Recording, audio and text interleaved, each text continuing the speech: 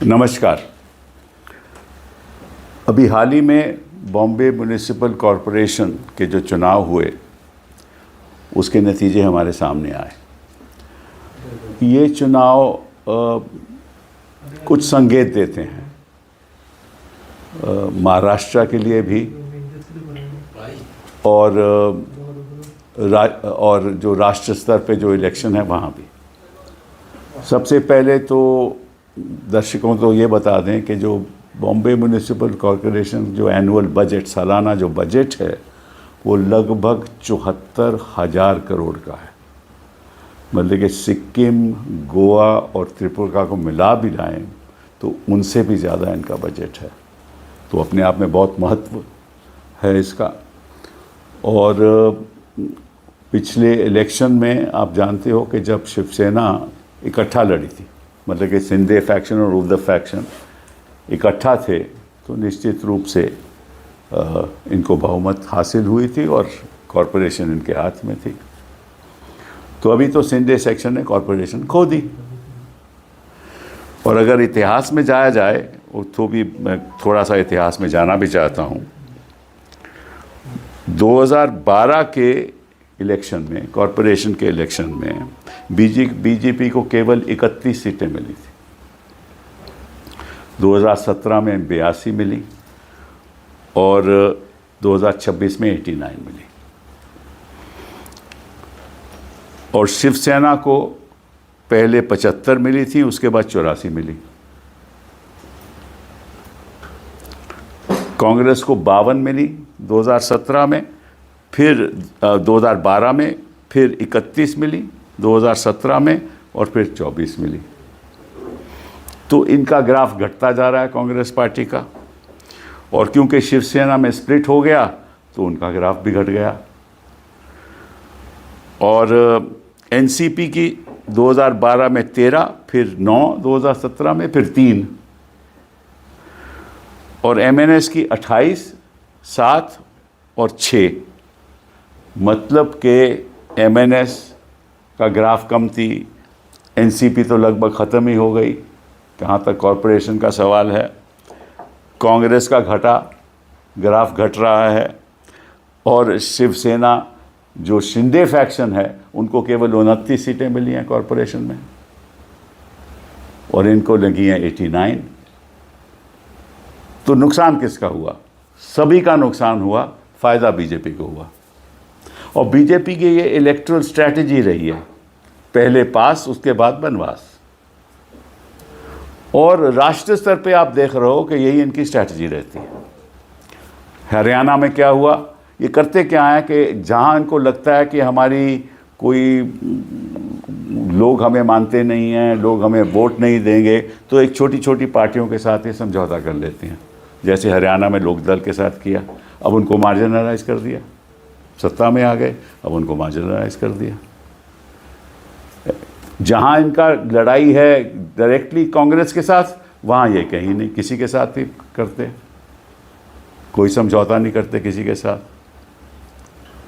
इसीलिए ये उत्तर प्रदेश में समझौता नहीं करते, क्योंकि इनको मालूम है करते हैं तो इनडायरेक्टली करते हैं, मतलब कि धमकी देकर और ईडी पीछे करके और केस उनके बना के, तो कहते फिर आप देख रहे हैं कि कोई ऐसी पार्टियां हैं वो सपोर्ट करती हैं, क्योंकि उनको कोई और चारा भी नहीं है। तो वहाँ ये ऐसे सपोर्ट लेते हैं, क्योंकि उनको मालूम है कि उस सपोर्ट के साथ इनको बहुमत मिलेगी।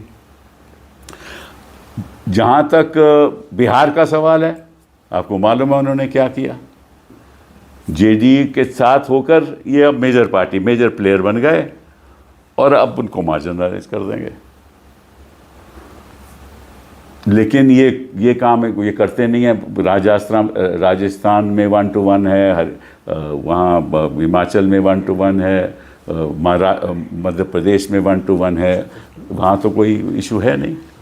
अब ये कोशिश करें कि किसी तरीके के साथ हमारा फुटहोल्ड तमिलनाडु में हो जाए। तो इन्होंने बड़ी कोशिश की, पर तमिलनाडु की पॉलिटिक्स थोड़ी अलग है, क्योंकि वहाँ बैकवर्ड कम्युनिटीज़ बहुत हैं। तो वहाँ ये अब टेम्पल पॉलिटिक्स इन्होंने शुरू कर दी, मतलब कि मंदिर की पॉलिटिक्स शुरू कर दी। वहाँ के जो प्रीस्ट्स हैं उनको ये उत्तर प्रदेश ले जाते हैं, और ये सब करने। तो इनको मालूम है कि किसी तरीके से वहाँ इनको फुटहोल्ड मिलता नहीं है। और बंगाल में ना तो कम्युनिस्ट इनके साथ जाएंगे ना कांग्रेस जाएगी, तो वहाँ तो इनको लड़ाई करनी पड़ेगी, वहाँ भी इनको प्रॉब्लम हो गई। केरला में तो है ही नहीं, तो वहाँ भी इनको प्रॉब्लम हो गई, ठीक है ना। और आंध्रा में बिकॉज कांग्रेस का वर्चस्व कम हो गया था, तो निश्चित रूप से इनको सीधी लड़ाई करनी पड़ी बीजेपी को, वहाँ भी इनका। और मैं कुछ कहना नहीं चाहता कुछ और दलों के साथ कि इनका मतलब कि थोड़े बहुत समझौता है। तो लबो-लबाब ये है कि जहाँ इनको दिखता है कि हमारा, जैसे पंजाब में कालीस के साथ जाते हैं लेकिन उनका कोई फ़ायदा नहीं हुआ, तो जहाँ इनका फ़ायदा होता है फिर उसी पार्टी को ये मार्जिनलाइज कर देते हैं। तो ये संकेत ऑपोजिशन को जाना चाहिए कि अगर तुम समझौता करोगे, आप सत्ता में तो आ जाओगे, अब डिप्टी चीफ मिनिस्टर बन जाओगे, लेकिन आपका जो फ्यूचर है वो ख़त्म हो जाएगा। आप मुझे बताइए अजीत पवार का क्या फ्यूचर रहा? देखो, ये जनता भी नहीं चाहती कि इस किस्म की पॉलिटिक्स हो। पहले आप किसी और के साथ, अब किसी और के साथ, ना इधर ना उधर। फिर जनता पूछती है तुम हो किधर? सवाल तो ये है ना। तो 3 सीटें आई इनकी पवार ग्रुप की कॉरपोरेशन में। कहाँ के रहे ये? नुकसान अपना करा लिया, फ्यूचर अपना बर्बाद करा लिया। और शिंदे का भी यही हो रहा है। अभी होटल में जा रहे हैं सभी उन्हीं के लोग, क्योंकि ये तो उनको मालूम है कि ये तोड़ते हैं, ख़रीदते हैं, निचोड़ते हैं, फिर इनको कहते हैं कि अच्छा ये कर देंगे वो कर देंगे। बाकी पीछे पर्दों के पीछे क्या होता है ये तो हम अनुमान ही लगा सकते हैं, लेकिन जो पहले हुआ है वो दोबारा होगा। तो होटल में रखना पड़ रहा है शिंदे जी को अपने सारे जो काउंसलर जीते हैं, और मेयर बन नहीं सकता जब, क्योंकि 227 की जो कॉरपोरेशन है उसमें से 114 चाहिए और भाजपा के 89 हैं, तो उनको तो चाहिए ना। और विदाउट सपोर्ट शिंदे फैक्शन की। अच्छा, अब शिंदे फैक्शन मेयर चाहती है, क्योंकि पहले भी उनका पिछले चुनाव में भी शिवसेना की बहुमत थी, उस समय तो इकट्ठा थे उद्धव जी के साथ। लेकिन एक और बात प्रूव हो गई कि अगर शिवसेना को देखा जाए तो शिवसेना उद्धव की है, उद्धव जी की है, शिंदे की नहीं। जहाँ सबसे ज़्यादा पकड़ थी शिवसेना की, वहाँ लोगों ने कह दिया कि इस किस्म का पॉलिटिक्स हम पसंद नहीं करते। शिवसेना उद्धव जी की है, आपकी नहीं है।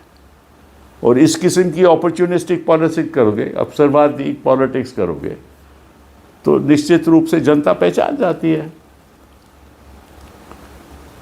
तो इसीलिए ये इस इलेक्शन का बहुत महत्व है, और इसके कोई मतलब कि हमें लेसन्स भी सीखने चाहिए। कि देखिए, पॉलिटिक्स इस देश में नॉर्थ पोल और साउथ पोल का है। नॉर्थ पोल में बीजेपी और साउथ पोल में कांग्रेस। पहले नॉर्थ पोल में कांग्रेस होती थी और साउथ पोल में बीजेपी हो गई, लेकिन पॉलिटिकल करंट्स की वजह से ये बीजेपी नॉर्थ पोल पे आ गई। तो ये जब तक जो छोटी छोटी पार्टीज़ हैं ये तय नहीं करेंगी कि अब इस लड़ाई में या तो हम ख़त्म जो हो जाएंगे अगर हम बीजेपी के साथ गए, और ये संकेत सब साफ दिख रहे हैं, और अगर ऑपोजिशन के साथ रहे तो फिर तो लड़ाई हो सकती है। तो ये एक सबक सीखना है विपक्षी दलों को, जो छोटे छोटे दल हैं, कहीं किसी प्रदेश में भी हों।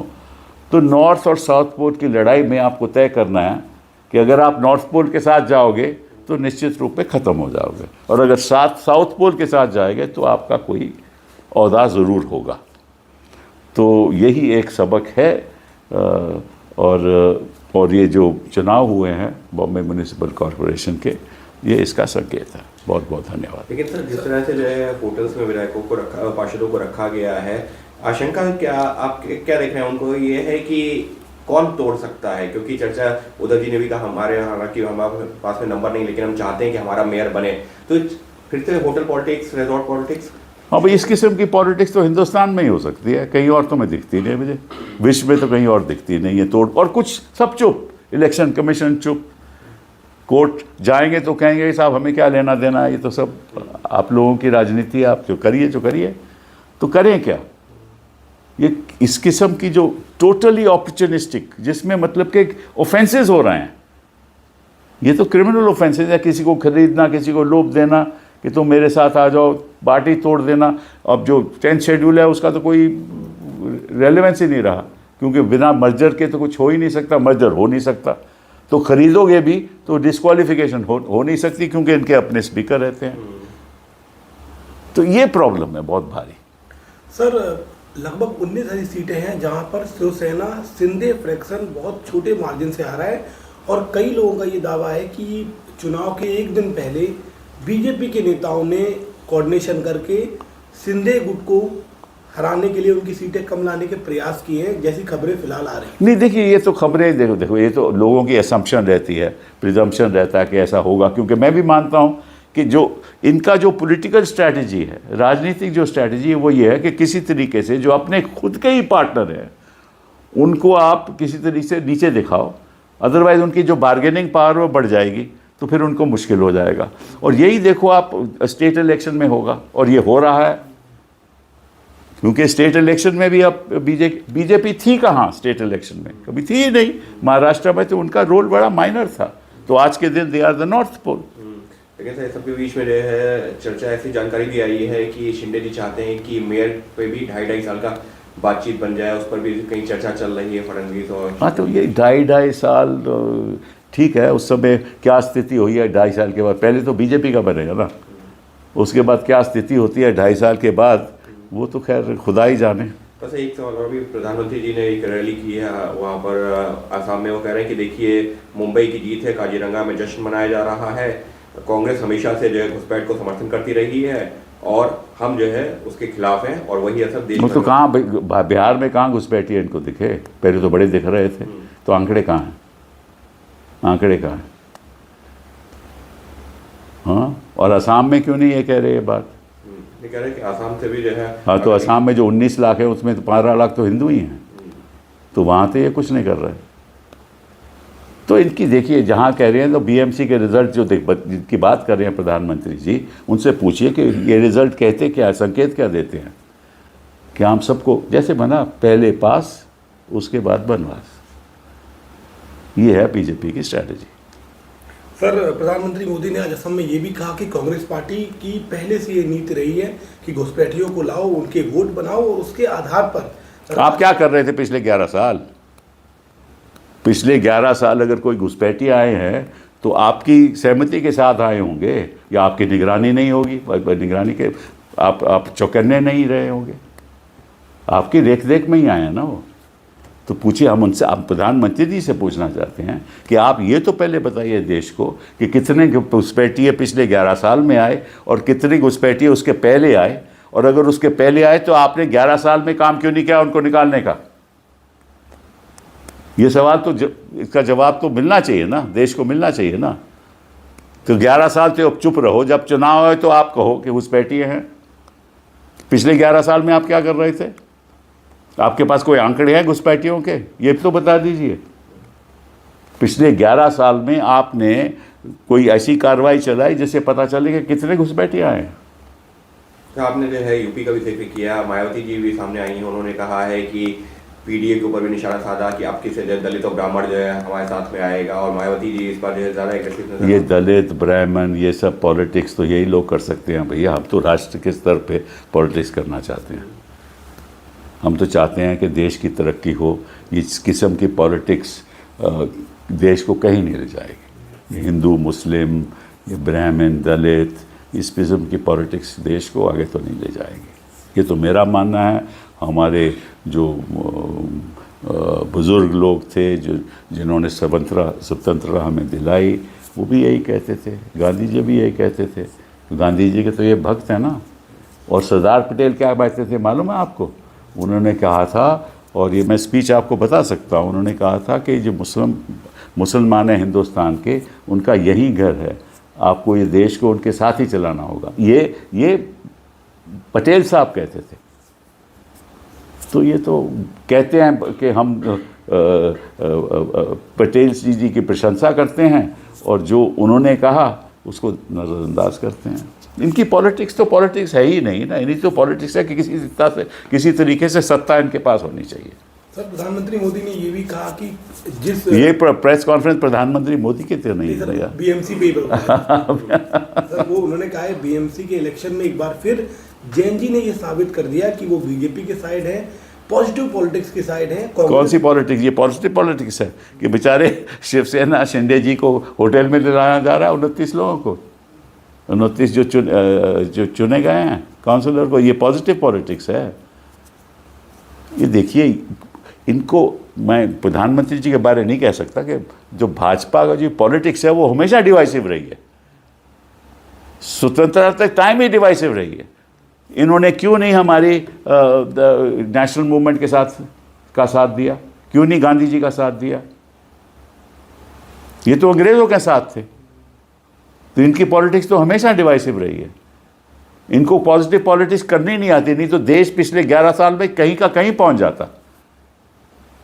इनकी वजह से, इनकी डिवाइसिव पॉलिटिक्स की वजह से आज देश वहीं का वहीं है और ग्राफ गिरता जा रहा है हमारी इकोनॉमी का, तो सर अभी ये कह रहे हैं आर्थिक स्थिति का। शिंदे जी को डर जो है दूसरों से, मतलब बाहरों से नहीं, जो जिनके साथ में सहयोगी दल हैं। बट बड़ी लेट समझे हैं वो, शिंदे जी बड़ी लेट वो ये बात समझे। बीजेपी के डर से उन्होंने अपने जो है नेचुरली और किसके डर से?